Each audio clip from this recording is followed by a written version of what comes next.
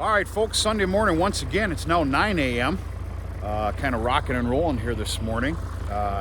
It's that time of year to make some people cringe of spreading some manure on some snow-covered ground. Oh, good night, Irene. All right, we're in the grassy alfalfa field. If you follow the channel, you understand what I'm talking about here. This is obviously getting all the winter manure, and it's going to get caked with a lot of the spring cleanup manure out of the barn.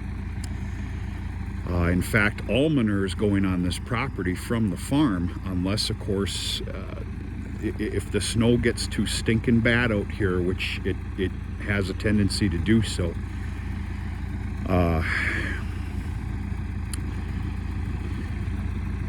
Yeah, I'll be spreading on my other field by the farm that was that no good sorghum crop this year. We'll see what happens. We got the cab 6400 that has no heat, which is looking to go into the local go-to guy this week. And he's going to see if he can't put some heat in that damn tractor. It's been without heat for about 2-3 years or so. And enough is enough. That tractor's going to stay married to this manure spreader until winter says it's not possible anymore. Between, it's going to be snow.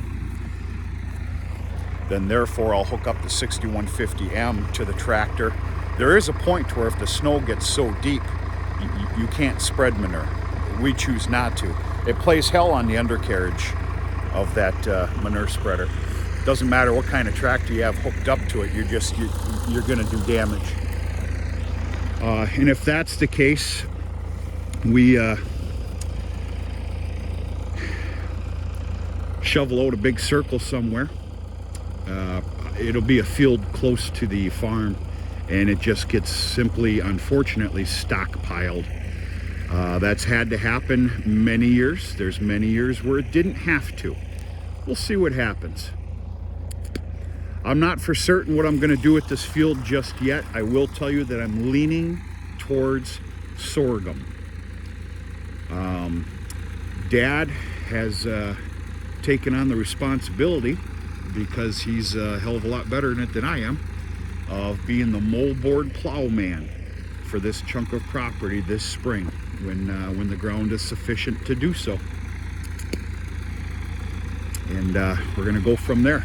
Comes down to it, I only have 2 workable fields coming up for 2023, unless more property is acquired by way of lease, which is always a possibility. We'll see what happens. There's some stuff. We'll see what happens. And yeah, this is one of 2.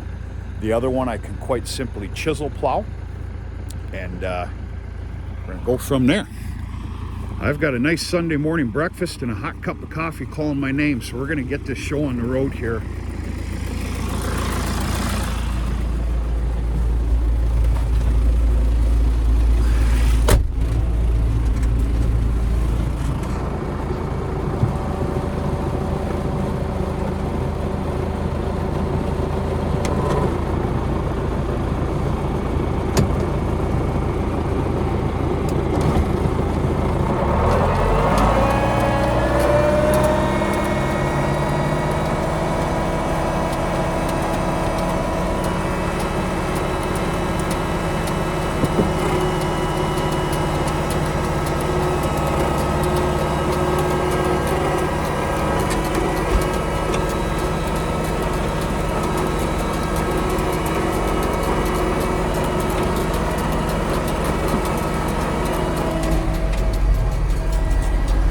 I'm spreading in V1, which lays it down just a little bit thicker.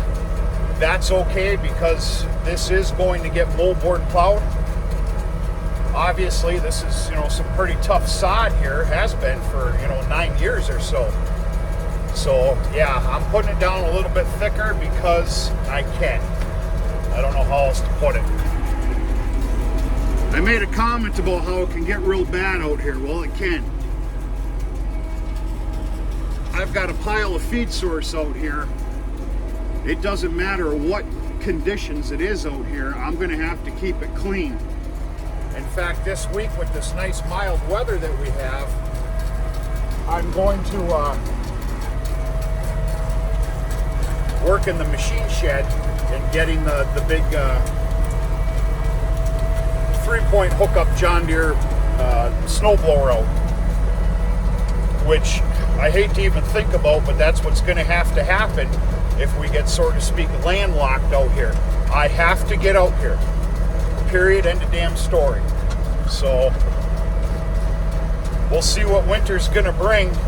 Everything that I'm seeing and all the telltale signs is that there's going to be it's going to be extremely cold winter, well below zero temperatures, a lot of them. But everything says, if you believe in this stuff, that yes, I know I need a new cap kit. Somebody's going to point that out. That our snowfall is not supposed to be that great. So we'll see what happens. Taking her day by day.